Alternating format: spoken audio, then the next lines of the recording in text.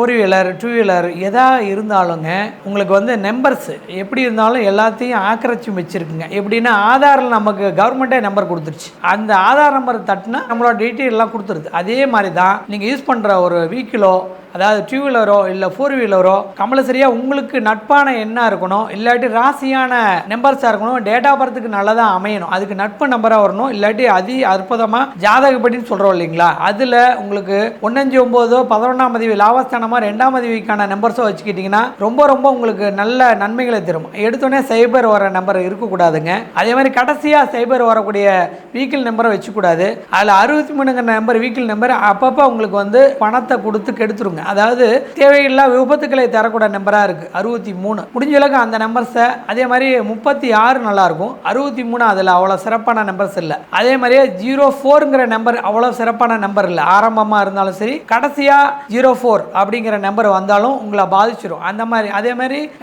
07 அப்படிங்கிற நம்பர்ஸும் வச்சுக்காதீங்க. அது வந்து பிரபஞ்சத்தோட ஆற்றலை மாற்றி வைக்கிறது. ஏன்னா அது ராகுவோட நம்பர் 04ங்கிறது, 07ங்கிறது கேதுவோட நம்பர். அந்த கடைசி நம்பர்ஸில் அந்த மாதிரி முடிவோ வச்சுருந்தீங்கன்னா அது வந்து பாதிப்பு தருது. அந்த மாதிரி டூ வீலருக்கோ ஃபோர் வீலருக்கோ எடுக்காதீங்க. நல்ல கூட்டுத்தொகையாக வர மாதிரி எடுத்துங்க. 5 6 9 இந்த மாதிரி வர மொட்டை தொகை கூட்டுத்தொகையில் உங்களுக்கு நல்லா இருக்கிறதா வச்சுக்கோங்க. அது உங்களுக்கு நன்மை பண்ணும், நல்லதே நடக்கும்.